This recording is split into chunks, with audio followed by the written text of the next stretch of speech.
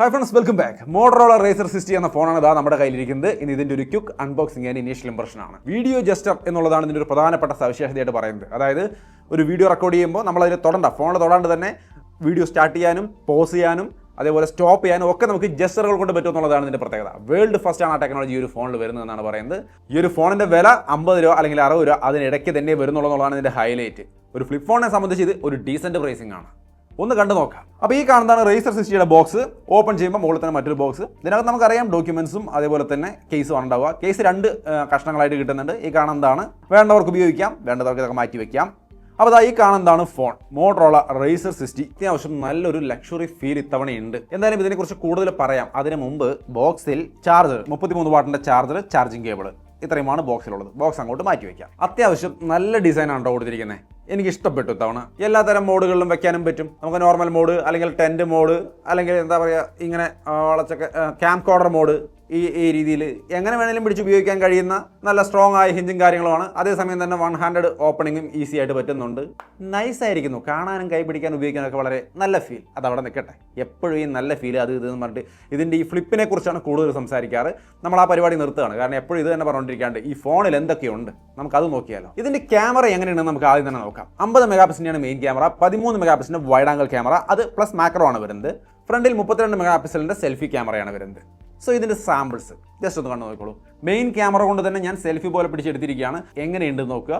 Wide angle camera on ചെയ്തുകൊണ്ട് നമുക്ക് selfie എടുക്കാൻ പറ്റും. അത് ഞാനിവിടെ കാണിക്കുന്നുണ്ട്. മെയിൻ ക്യാമറയിലും സെൽഫി ക്യാമറയിലും, അതായത് ഈ മെയിൻ ക്യാമറയിലും ഉള്ളിലിരിക്കുന്ന സെൽഫി ക്യാമറയിലും നമുക്ക് 4K ഷൂട്ട് ചെയ്യാൻ പറ്റും. മെയിൻ ക്യാമറ കൊണ്ട് ഞാൻ എടുക്കുന്ന 4K വീഡിയോ നിങ്ങൾക്ക് ഇവിടെ കാണാം. 1x നോർമൽ മോഡിൽ ഞാൻ എടുത്തിരിക്കുന്ന 4K വീഡിയോ ആണ് ഈ കാണുന്നത്. അതിനെ തന്നെ ഞാൻ പിന്നീട് വൈഡ് ആംഗിളിലേക്ക് മാറ്റുകയാണ്. അപ്പോൾ നമുക്ക് ഈ ഒരു സെറ്റപ്പാണ് കിട്ടുക. വൈഡ് ആംഗിളിൽ നിങ്ങൾക്ക് മെയിൻ ക്യാമറ കൊണ്ട് ഈ കവർ ഡിസ്പ്ലേ വെച്ചുകൊണ്ട് വീഡിയോ എടുക്കാൻ പറ്റും. അത്യാവശ്യം നല്ല ക്വാളിറ്റിയിൽ വീഡിയോയും ഫോട്ടോ ഒക്കെ എടുക്കാം. സോ മെയിൻ ക്യാമറ തന്നെയാണ് മെയിൻ ക്യാമറയായിട്ടും സെൽഫി ക്യാമറയായിട്ടും വർക്ക് ചെയ്യുന്നതുകൊണ്ട് മാക്സിമം ക്വാളിറ്റി, ഈ ഫോൺ ഓഫർ ചെയ്യാൻ കഴിയുന്ന മാക്സിമം ക്വാളിറ്റിയാണ് ഈ കാണുന്നത്. എന്ത് തോന്നി ഫോട്ടോസ് കണ്ടിട്ട് ഇഷ്ടപ്പെട്ടോ നിങ്ങളാണ് പറയേണ്ടത്. സെൽഫി ക്യാമറയും മോശമല്ലാട്ടോ. 32 മെഗാ പിക്സലിന്റെ സെൽഫി ക്യാമറ വീഡിയോ സാമ്പിളും ഷെയർ ചെയ്യുന്നുണ്ട്. കണ്ടു നോക്കുക.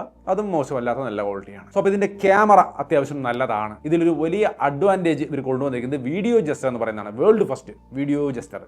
വേൾഡ് ഫസ്റ്റിലാണുള്ള പരിപാടിയില്ല. എന്തായാലും ഇതിന്റെ ഗുണം എന്താണെന്ന് ചോദിച്ചു കഴിഞ്ഞാൽ നമ്മളിപ്പോൾ ഈ ഫോൺ എവിടെയെങ്കിലും നമ്മളിങ്ങനെ വെച്ചിട്ട് നമുക്ക് ഫോട്ടോ എടുക്കാൻ പറ്റും. നമുക്ക് ടെന്റ് മോഡിൽ വെക്കാം, അല്ലെങ്കിൽ ക്യാം കോഡറായിട്ട് വെക്കാം, അല്ലെങ്കിൽ ഇത് ഈ ഒരു മോഡിൽ വെച്ചിട്ട് നമുക്ക് വീഡിയോ എടുക്കാം. ഇങ്ങനെ വീഡിയോ എടുക്കുമ്പോൾ നമുക്ക് ദൂരെ നിന്നുകൊണ്ട് തന്നെ കൈ ജസ്റ്റ് ഇങ്ങനെ കാണിച്ചാൽ വീഡിയോ സ്റ്റാർട്ട് ആവും. ഹാൻഡ് ഗെസ്റ്റർ നമ്മൾ കണ്ടിട്ടുണ്ട്, അത് ഇവിടെ വർക്ക് ചെയ്യും. വീഡിയോ പോസ് ചെയ്യാൻ ജസ്റ്റ് നമ്മളിങ്ങനെ കൈ ഉയർത്തിയിട്ട് ഒന്ന് കൈ മടക്കി ഹോൾഡ് ചെയ്ത് പിടിച്ചു കഴിഞ്ഞാൽ അത് മനസ്സിലാക്കിക്കൊണ്ട് ഇത് വീഡിയോ പോസ് ആവും. സ്റ്റോപ്പ് അല്ല, പോസ്. പിന്നെ വീണ്ടും നമ്മൾ കൈ നിവർത്തി കാണിച്ചാൽ റെസ്യൂം ആവും. വീഡിയോ വീണ്ടും സ്റ്റാർട്ട് ആവും.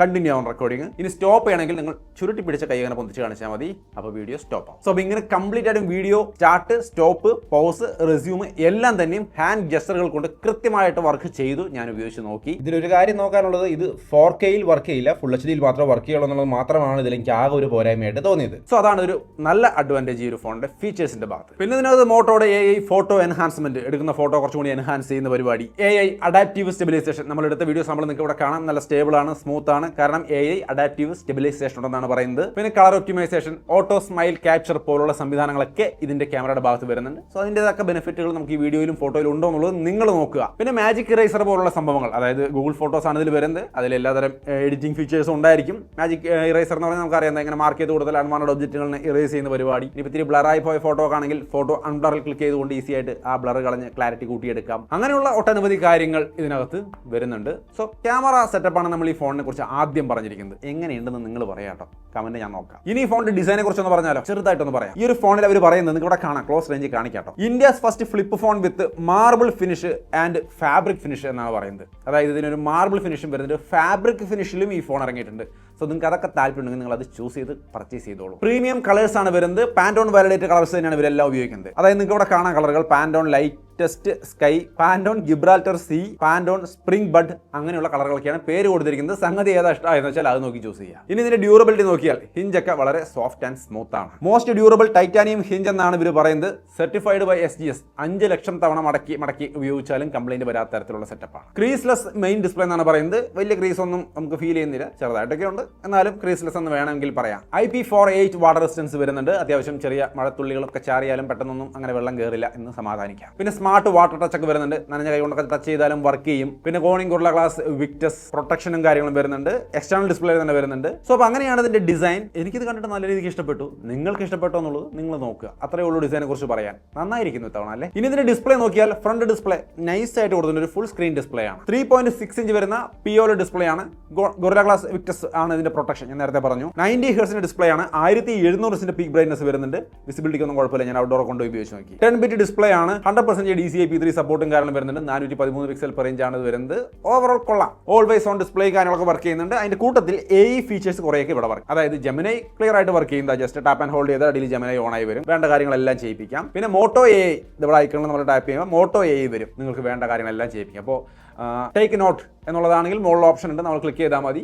ഈസി ആയിട്ട് റെക്കോർഡിംഗ് ഓപ്ഷൻ വരും. നമ്മൾ റെക്കോർഡ് ചെയ്ത് കൊടുത്തു കഴിഞ്ഞാൽ നമ്മൾ പറയുന്നതൊക്കെ ടെക്സ്റ്റ് ആക്കി കൺവെർട്ട് ചെയ്ത് നോട്ടാക്കി കയ്യിലോട്ട് തരും. പിന്നെ അപ്ഡേറ്റ് മീ, നമുക്ക് നോട്ടിഫിക്കേഷനും കാര്യങ്ങളൊക്കെ വേണമെങ്കിൽ സമ്മറൈസ് ചെയ്യുന്ന പരിപാടി. പിന്നെ ടാപ്പ് ടു ആസ്ക് എന്ന് പറയുന്നത് ക്ലിക്ക് ചെയ്ത് കഴിഞ്ഞാൽ നമുക്ക് എന്ത് വേണമെങ്കിലും മോട്ടോ AI കൊണ്ട് എല്ലാ കാര്യങ്ങളും ആസ്ക് ചെയ്ത് കാര്യങ്ങൾ ചെയ്യാൻ കവർ സ്ക്രീനിൽ തന്നെ പറ്റുന്നുള്ളത് തീർച്ചയായിട്ടും ഒരു നല്ല ഘടകമാണ്. ഇനി ഇതിന്റെ മെയിൻ ഡിസ്പ്ലേ ആണെങ്കിൽ 6.9 ഇഞ്ച് വരുന്ന ഒരു നല്ല ഡിസ്പ്ലേ ആണ്. ഡിസ്പ്ലേ ക്വാളിറ്റി നിങ്ങൾക്ക് ഇവിടെ കാണാം. LTPO ഡിസ്പ്ലേ, POLED ഡിസ്പ്ലേ ആണ് വരുന്നത്. നല്ല ക്വാളിറ്റിയാണ്. എനിക്ക് വിഷയം ഒന്നും ഫീൽ ചെയ്തില്ല. 120 ഡിസ്പ്ലേ ആണ്. 3000 പീക്ക് ബ്രൈറ്റ്നസും കാര്യങ്ങളും വരുന്നുണ്ട്. 120% DCI-P3 സപ്പോർട്ട് വരുന്നുണ്ട്. HD10+ 10 ബിറ്റ് ഡിസ്പ്ലേ ആണ്. SGS ഐ പ്രൊട്ടക്ഷനും കാര്യങ്ങളൊക്കെ ഉണ്ട്. അങ്ങനെ ഓവറോൾ വേണ്ടുന്ന എല്ലാ ഘടകങ്ങളും നന്നായിട്ട് തന്നെ ഡിസ്പ്ലേയിൽ കൊടുത്തിട്ടുണ്ട്. പിന്നെ AI ഫീച്ചേഴ്സ് ഇവിടെ പിന്നെ എല്ലാതരം AI ഫീച്ചേഴ്സ് ഉണ്ടായിരിക്കും. മോട്ടോയുടെ എല്ലാം വർക്ക് ചെയ്യുന്നുണ്ട്. Gemini just tap and hold ചെയ്ത് കഴിഞ്ഞാൽ ജെമിനൈ താഴെ വരും നോർമലി. ഇനി മോട്ടോ ജസ്റ്റ് വരാൻ നമുക്ക് ഇവിടെ വേറെ സൈഡിൽ ബട്ടൺ ഒന്നും കൊടുത്തിട്ടില്ല. മറ്റേ അൾട്രയുടെ പോലെ ബാക്കിൽ ഡബിൾ ടാപ്പ് ചെയ്താൽ ഇവിടെ സംഭവം മോട്ടോ AI എനേബിൾ ആയി സിമ്പിൾ ആയിട്ട് യൂസ് ചെയ്യാം. റിമെമ്പർ ദിസ് നമുക്ക് ക്ലിക്ക് ചെയ്തുകൊണ്ട് നമുക്ക് എന്ത് വേണമെങ്കിലും ഓർത്ത് വെക്കാൻ പറയാം. കൃത്യമായിട്ട് ഓർത്ത് വെച്ചോളും. ടേക്ക് നോട്ടിൽ ക്ലിക്ക് ചെയ്ത് കഴിഞ്ഞാൽ നോട്ട് വേണമെങ്കിൽ എടുക്കാൻ, റെക്കോർഡ് ചെയ്യാനും അത് ട്രാൻസ്ലേറ്റ് ചെയ്യാനൊക്കെ പറ്റുന്ന സംവിധാനം ഇവിടെയും കൊടുത്തിട്ടുണ്ട്. ഇനി മെയിൻ ആയിട്ട് ഇതിനകത്ത് വരുന്ന ചില സംഭവങ്ങൾ AI പ്ലേലിസ്റ്റ് സ്റ്റുഡിയോ. ഇപ്പോൾ മൈക്കിൾ ജാക്സന്റെ ഒരു പാട്ട് ഞാൻ അവിടെ പ്ലേ ചെയ്യാണ് കേട്ടോ. ഇതിനെക്കുറിച്ച് ഒരു പ്ലേലിസ്റ്റ്, മൈക്കിൾ ജാക്സന്റെ ഒരു പ്ലേലിസ്റ്റ് ഉണ്ടാക്കണമെന്നുണ്ടെങ്കിൽ നമുക്ക് അവിടെ തന്നെ ഈ മോട്ടോ AI ഡബിൾ ടാപ്പ് ചെയ്ത് എനേബിൾ ചെയ്ത് കഴിഞ്ഞാൽ സ്ക്രീനിനെ ഒന്ന് മനസ്സിലാക്കിയിട്ട് മൈക്കിൾ ജാക്സന്റെ പ്ലേലിസ്റ്റ് ഉണ്ടാക്കണമെന്ന് ചോദിക്കും. നെക്സ്റ്റ് മൂവ് പ്രിഡിക്റ്റ് ചെയ്യുന്നു എന്നുള്ളതാണ്. എന്താ വേണ്ടതെന്ന് നമ്മൾ ജസ്റ്റ് അതിലൊന്ന് ക്ലിക്ക് ചെയ്ത് കൊടുത്താൽ ഒരു പ്ലേലിസ്റ്റ്. ഇപ്പോൾ ആമസോൺ മ്യൂസിക്കിൽ ഇത് വർക്ക് ചെയ്യുള്ളൂ, എന്നാലും അതിൽ പ്ലേലിസ്റ്റ് ക്രിയേറ്റ് ചെയ്യും,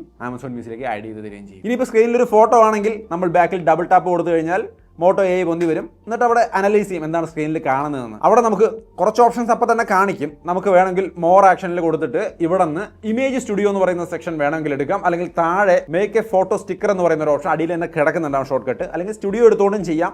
ഞാനിവിടെ സ്റ്റിക്കർ കൊടുക്കുകയാണ്. ഇപ്പോൾ നമ്മൾ എടുത്ത ഫോട്ടോയെ ഒരു സ്റ്റിക്കറാക്കി മാറ്റുന്നത് കാണാം. സോ ഇങ്ങനെ നെക്സ്റ്റ് മൂവ് എന്താണെന്നുള്ളത് പ്രിഡിക്റ്റ് ചെയ്യുന്ന ഒരു സംവിധാനവും വരുന്നുണ്ട്. അതൊക്കെ ഉപയോഗിക്കാം. പിന്നെ ക്യാച്ച് മീ അപ്പ് എന്ന് പറയുന്ന സംവിധാനം വരുന്നുണ്ട്. നോട്ടിഫിക്കേഷനൊക്കെ സമ്മറൈസ് ചെയ്തിരുന്ന പരിപാടി. റീകോളിലൂടെ നമുക്ക് ഈ ഓൾറെഡി ഓർത്ത് വെച്ചിട്ടുള്ള നോട്ടുകളോ കാര്യങ്ങളോ ഒക്കെ റീകോൾ ചെയ്തെടുക്കാൻ സാധിക്കും. അങ്ങനെ എല്ലാതരം AI ഫീച്ചേഴ്സ് ഇതിനകത്തുണ്ട്. ഞാൻ വീണ്ടും അത് പറഞ്ഞ് ഞങ്ങളെ ബോറടിപ്പിക്കുന്നില്ല, നിർത്തുക. ഇനി നമുക്ക് ഇതിന്റെ പെർഫോമൻസിനെ കുറിച്ച് പറയാം. അതാണ് കുറച്ചുകൂടി നല്ലത്. അത്യാവശ്യം ഡീസന്റ് ആയ പെർഫോമൻസ് ഞാൻ പറയുള്ളൂ, അല്ലാണ്ട് അടിപൊളി എന്നല്ല ഞാൻ പറയാൻ പോകുന്നത്. ഇന്ത്യസ് ഫസ്റ്റ് ഫ്ലിപ്പ് ഫോൺ വിത്ത് MediaTek Dimensity 7400X. അതാണ് ഈ പ്രോസസർ. ഇന്ത്യസ് ഫസ്റ്റ് ആണ്, എന്നാലും വലിയ സംഭവമൊന്നുമല്ല 50,000 റേഞ്ചിലത്തെ. പക്ഷേ ഡീസന്റ് ആയ പെർഫോമൻസ് നിങ്ങൾക്ക് ഇവിടെ കാണാം. ഞാൻ കവർ ഡിസ്പ്ലേയിലായാലും നോർമൽ ഡിസ്പ്ലേയിലായാലും ഒരു വിഷയമില്ലാണ്ട് സ്മൂത്ത് ആയിട്ട് വർക്ക് ചെയ്യുന്നുണ്ട്. നൈസാണ് പെർഫോമൻസ്. യാതൊരു ലാഗോ കാര്യങ്ങളോ ഒന്നുമില്ല. എല്ലാം പക്ക. സോ ഒരു സാധാരണ യൂസിനൊന്നും യാതൊരു വിഷയമില്ല. അത്യാവശ്യം ഗെയിമൊക്കെ കളിക്കാം. ഞാൻ എന്താ ഇവിടെ അസ്ഫാൾട്ട് ഗെയിം കളിച്ച് കാണിക്കുന്നുണ്ട്.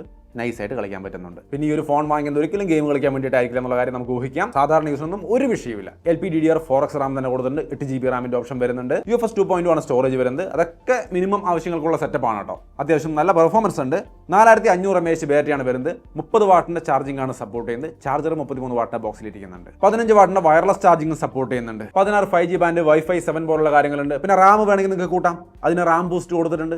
സോ 16GB റാം വരെ നിങ്ങൾക്ക് വേണമെങ്കിൽ കൂട്ടിയെടുക്കാവുന്ന സൗകര്യമുണ്ട്. അപ്പോൾ കൂടുതൽ ആപ്ലിക്കേഷനുകൾ ഒരേ സമയം റൺ ചെയ്യുന്ന പരിപാടി. അങ്ങനെ ഓവറോൾ പെർഫോമൻസിലും വേറെ യാതൊരു വിഷയങ്ങളുമില്ല. സാധാരണ യൂസിന് നൈസായിട്ട് വർക്ക് ചെയ്യും. ഇനി ഈ ഫോണിൽ നമ്മൾ design, display, performance, camera, battery എല്ലാം പറഞ്ഞു. ഡോൾബി ഓഡിയോ സപ്പോർട്ട് ചെയ്യുന്നുണ്ട്. സ്പെഷ്യൽ ഓഡിയോ സപ്പോർട്ട് ചെയ്യുന്നുണ്ട്. സോ അത്യാവശ്യം നല്ലൊരു ഓഡിയോ എക്സ്പീരിയൻസ് കിട്ടും. Hello UI ആണ് വരുന്നത്. Android 15 ബേസ്ഡ് ആണ്. 3 വർഷത്തെ ആൻഡ്രോയിഡ് അപ്ഡേറ്റും 4 വർഷത്തെ സെക്യൂരിറ്റി അപ്ഡേറ്റും കമ്പനി ഓഫർ ചെയ്യുന്നുണ്ട്. പിന്നെ മോട്ടോ UI എന്ന് പറയുമ്പോൾ നമുക്കറിയാം മോട്ടോയുടെ സ്മാർട്ട് കണക്ട്, അതായത് നമ്മുടെ ഫോണിനേതായി കാണുന്ന പോലെ ഈസി ആയിട്ട് PCയുമായിട്ട് പെയർ ചെയ്തെടുക്കാം. അങ്ങനെ കംപ്ലീറ്റ് ആയിട്ട് നമുക്ക് PCയിൽ നിന്നുകൊണ്ട് തന്നെ ഫോണിനെ കൺട്രോൾ ചെയ്യാനും ഫോണിലെ ഡാറ്റകൾ കാണാനും ഫോണിലേക്ക് ഫയലുകൾ ട്രാൻസ്ഫർ ചെയ്യാനൊക്കെ ഈസി ആയിട്ട് സാധിക്കുന്ന സംവിധാനം അത് വരുന്നുണ്ട്.